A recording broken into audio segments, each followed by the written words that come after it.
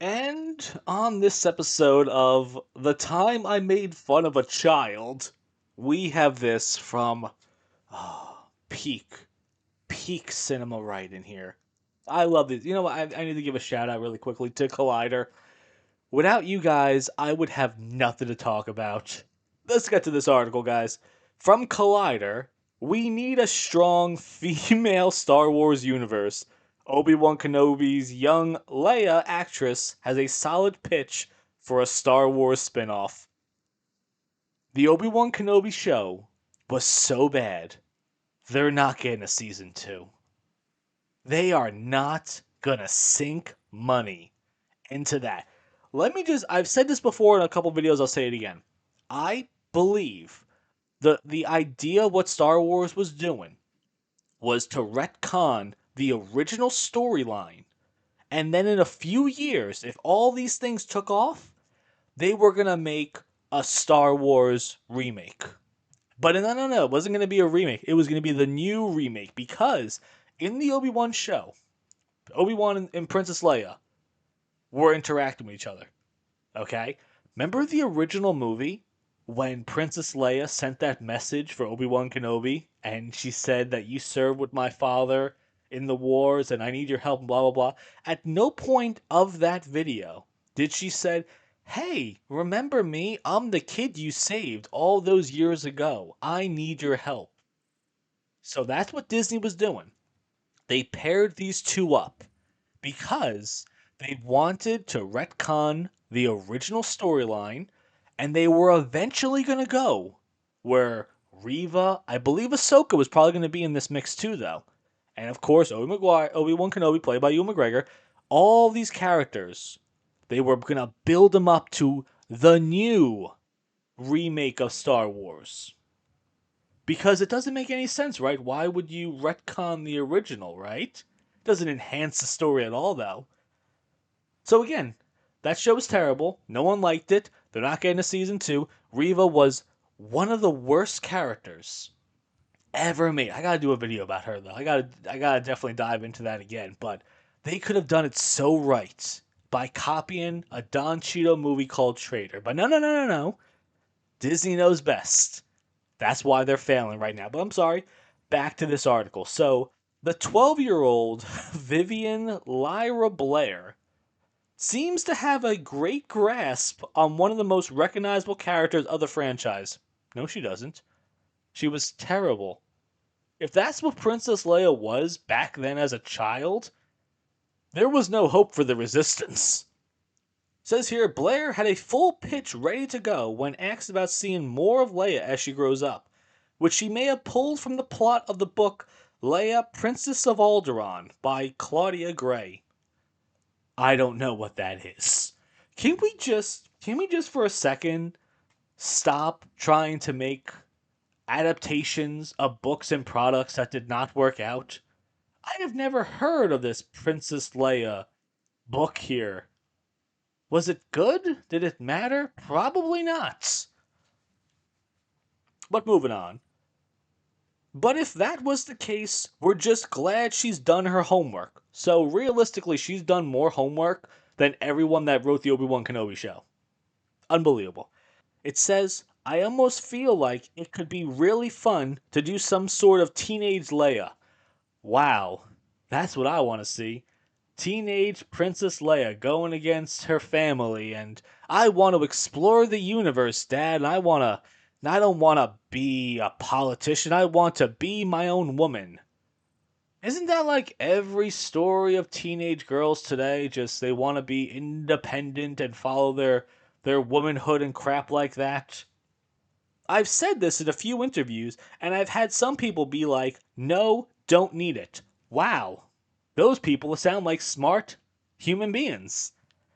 But no. Vivian says, yes, we do. We need less male centric Star Wars. This is 12 years old and she's talking like this?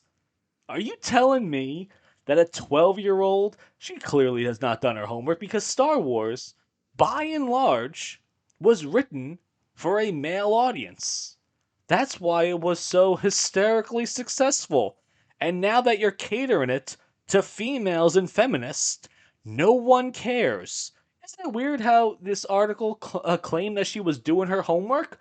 Clearly not in the financial department. Clearly not in the, wow, people really, really enjoy this. Has she heard of the Acolyte? Ahsoka was terrible. They're making a season 2 of that somehow? Mandalorian, he's now being kicked out of his own show? But no, no, no, no, no. She's done her homework. So, yes, let's listen to her with this. We need more women because we need a strong female Star Wars universe. Why? So let me get this straight. You guys at Star Wars have made I was going to say billion, but probably tons more than that. Billions. Dominating with a male centric audience. But now all of a sudden, Miss Puberty over here says, yes, we need to cater to females. Why? Why would I do that? Why would any logical human being that's ever made money in their lives say, "Yes, I'm going to take the demographic that doesn't make me money and I'm going to go all in on that." Isn't it weird that Princess Leia and original Clone Wars Ahsoka were really awesome characters and Padme Amidala, no one had a problem with her at all? It's kind of weird. I think the Clone Wars probably did female characters best because Ventress was awesome in that. Then you had Rebels. Wasn't a bad show, but Sabine wasn't a terrible character in that. You've had females before that have done very well. Again, I guess the Clone Wars might be the best example I can think of because every character I'm going to say was from that show. They did a fantastic job for that show for male and female characters. But live action, no, because you went all in on feminism. And here's a hint for Collider, as someone that has done their homework, going all in on feminism does not make you any money. She goes on to say, I love that. Why? Because you're a female? Unbelievable. So I think it could actually be really fun. No, it can't. I really enjoyed how they did Skeleton Crew, a show that no one watched, of an almost like Goonies Stranger Things esque show. You know what? It was that. No one watched the show. Isn't that kind of weird, though? That I'd see this online a lot, though. It says, the Skeleton Crew, people seem to enjoy it. They said that they liked that it was its own little universe story. It was a small thing. It didn't break the lore or anything like that. It was fun, yet no one saw it. No one talks about it. That is how badly Disney has hurt the Star Wars brand.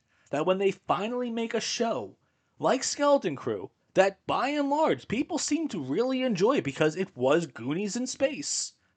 No one talks about it. No one is praising it that much.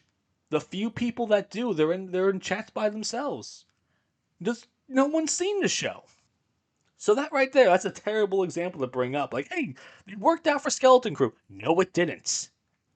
Something like The Summer I Turned Pretty, EXO, Kitty-esque shows, where it's almost like a high school romance kind of show, but with Leia on the junior Senate. Is this the part where I make fun of a 12-year-old? Because I don't know if I blame her. Because she's not saying this stuff. She's reading off of a script. There is no way she said these words without them being provided to her first. Can you imagine for a second? Just think about that. You hear they're going to make a Princess Leia TV show. And it's a high school romance of Leia on the junior Senate. Just think about that for a second. A human being who Collider has said this girl did her homework. This is what she's pitching. High School Musical in space. Unbelievable. I think it would be difficult to execute with proper writing. There is no proper writing in Disney right now. But it could be really fun to do something like that and really bring in that type of audience. What type of audience? You have no audience. The show you were on, this is what I hate the most. This is what I hate. Almost on the list of things I hate, like jazz music, I hate when people that are in a product talk about how they know how they can make the product better. Like the girl that was Miss Marvel. There were many things, many times she was in front of a microphone saying what Marvel should do to bring in the fans and what they should do with the storyline. And here's all the ideas she has. I remember when she was speaking, all these people were coming out and saying, "Wow, it's so great! She knows what she's talking about." Her show was terrible. Her movie was terrible. Why are we listening to someone that when they had the opportunity to tell the bosses of their company, hey, this is a terrible idea, they didn't? Yes, I am fully aware that if I was in that position, I would shut up and act and do my job, but I don't think you'd hear me after the fact talking shit about the company and telling them what they would do. If I was an actor in Hollywood, I would be one of the most boring human beings ever. Social media presence, next to nothing. Politics, you wouldn't hear anything. You wouldn't hear a peep out of me about anything. I would be the most virtually unknown person in Hollywood. I would just do my job, and that's it. I wouldn't do call me crazy. I have another video about this. I read that John Bernthal, when he was gonna do the Punisher, before the recording started of it, he went to a comic book place and got all these comics to brush up on the character. I think that's a little weird to do. I really think it's kind of weird that an actor goes out of his way to try to change the character, because isn't that the job of the studio? Like, wouldn't isn't the studio the one that should be doing the research? Because let's say, for example, John Bertel did all the research in the world. He read every single bit of Punisher comic book lore and every video game thing and saw every movie and memorized every single solitary detail. Let's say the studio comes out and says, "Hey, we're gonna make you gay now." Do you think he's gonna stand on principle? Do you think he's going to say, no, I'm not going to do this? And you know what they'll say? Okay, we'll get rid of you then. I really find it weird. I think it was a quote from Anthony Mackie saying that he wanted to make his Captain America not like the comic book version. I think I have a picture of that somewhere, a screenshot where he says, like, yeah, he didn't want it to be like the comic book version. He wanted to make it his own. Why are we giving these people creative freedom? So with the Princess Leia thing, and I'm sorry, with the Miss Marvel thing, why are you giving opinions here? You're not in control of the company. You're not the one leading things. And if you have to tell Kevin Feige, hey, maybe you should focus on making good products, like he doesn't know that over there? That this Princess Leia's actor is like, hey, it'd be a great idea. Let's do a High School Musical in space with romance and about me and Junior Senate. Like, do you think that's a good idea? And if it was, wouldn't you think that the people at Star Wars, the billion-dollar industry, the people that are running it, how come they're not thinking of that? They think that's a terrible idea. They think that's such a terrible idea that you're never going to see the light of day as Princess Leia ever again. You will never, ever be Princess Leia ever again. It's kind of crazy that I'm actually defending the studios right now. The studios that have failed the audience so badly. It's like they, you guys are running the show, not the actors and actresses. The studio should be the one telling these people, oh, yes, we're going to read all the stuff. Then she goes on to say, so I think a lot of people still see me as a small 8-year-old child. I'm not. I'm going to be a teenager in 2 months. Oh, so like puberty has made you stupid. Is that what it is? But yeah, I think it could be really fun to do something like that. No, it won't. No, it absolutely won't. But as far as Leia, there's nothing much, really, we can do unless there's a way to let her bomb Lucasfilms. I hope they do this. Dare I say, I hope they do this. Because you know what?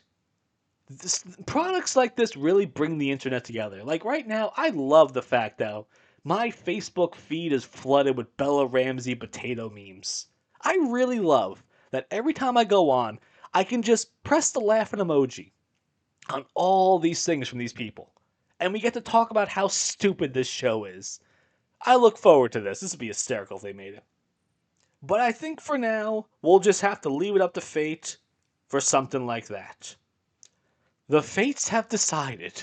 I'm doing the Joseph Quinn thing, where he had his where his gladiator 2 was like, yes, I have the gods in the palm of my hand. I decide the fates. Bitch, you lost. It's over. It's over. It's over.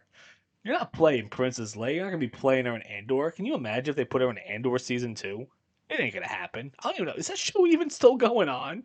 As I'm recording this, I have no idea.